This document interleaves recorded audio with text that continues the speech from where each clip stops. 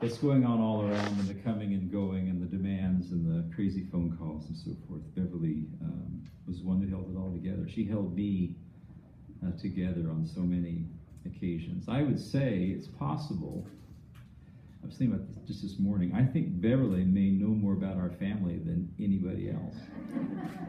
Certainly more than my parents and Debbie's parents and my brother and Debbie's brother. I mean, she knows our family intimately. And that's been a blessing for us, really. That was never intrusive. That was always a blessing for us, that you cared for us. You put Pepperdine first. I never questioned that. But you put us close behind, and I'm grateful for that. And now that you have all of our secrets, bury them someplace.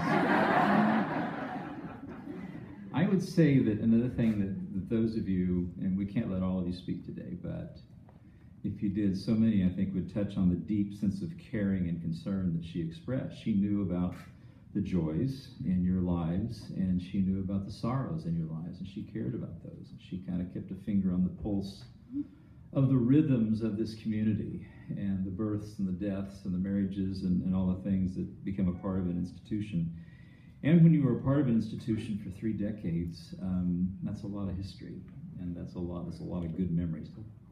Predominantly good memories, and I'll never forget the highs in my career, and I'll never forget some of the lows where Beverly was there with an aspirin and a cup of water, and closed the door at just the right time, dodged things that I threw, never at her though. And I'm also, and will ever be grateful for her discretion in all of that, her loving sisterly discretion and affection for Debbie and for me. Now, a story that I have held to myself for more than 15 years. It was June 16 of 2000, and it was my first day in the office. And I was kind of feeling my way around, and after a little bit, Beverly beckoned me into my restroom. Just the two of us. And I thought, what is this about?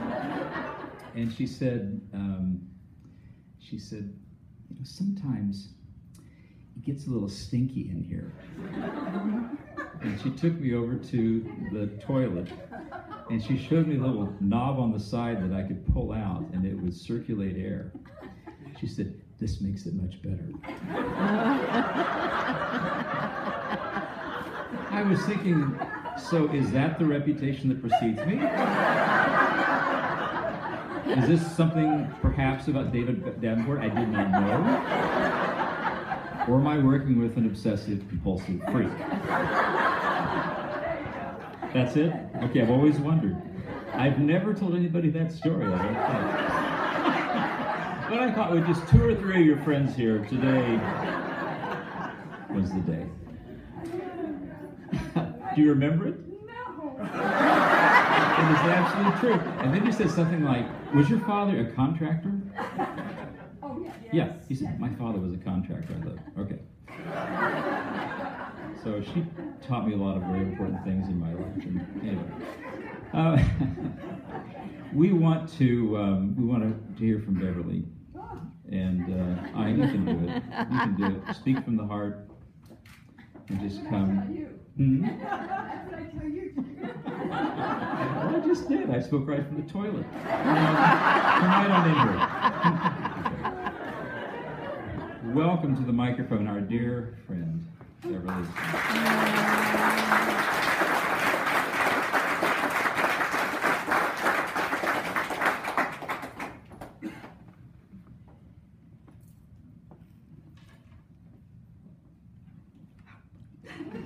I had no idea what was happening today. I had no idea I was going to be asked to speak, or that there was going to be a mic here, or that all these glorious, wonderful, beautiful things.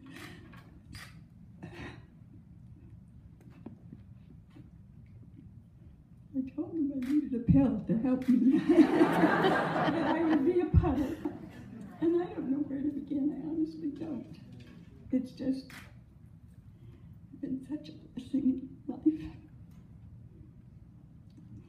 And the whole thing from the beginning was a miracle of God. My story could make a good book. Very short one, but a good one. But every step of the way has just been an open door that God has provided. Wasn't me.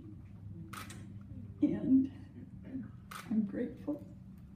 I love this place. I love the people. And I love the beauty of the campus. I don't know, folks. I might miss it.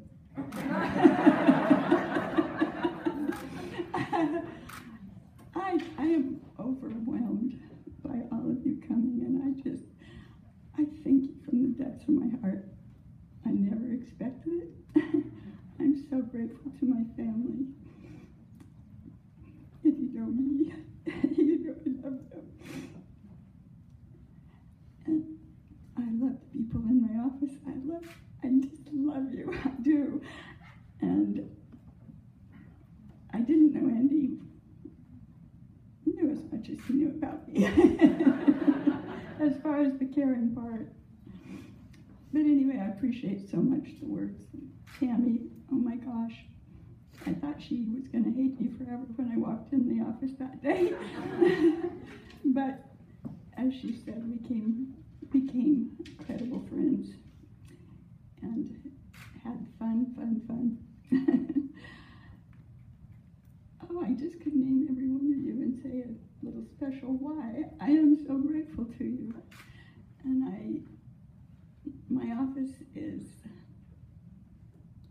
our office is filled with the most wonderful people.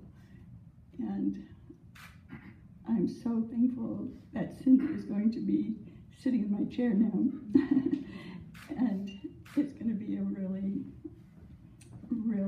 I know, fine. And I just can't wait to come back and see all the advancements. Inez is someone that has the patience of Job. She can put up with me, my whining and my complaining. Oh dear, she's been wonderful to work with. And Cindy, you know, I love her, and they've pulled me through. They've pulled me through. And Jody, it's just a nice place to be. Couldn't be better. I love the Bentons, and I pray for them every day. And this is so happy and so sad at the same time. And I'm excited, and I'm a little bit frightened. I don't know what the future holds, but I guess I have to say the song that comes to my mind is, I don't know about tomorrow, but I know who holds my hand, and it's God. I'm not going to dance on the table. But someone can. Thank you, Andy. I can't even tell you. Yeah, Andy is a man of character like no one I've ever known. And I mean it. And I've worked with several. And Ron, I appreciated Ron very much. I wasn't with him as long, but 15 years working as a president's assistant, you get to know someone pretty well. And I admire him just more than I could say. He's a good man, and he's a great leader, and I watched him grow into that role. Right? Still growing. I know. I can't wait to see what happens next. But thank you. Thank you for being here.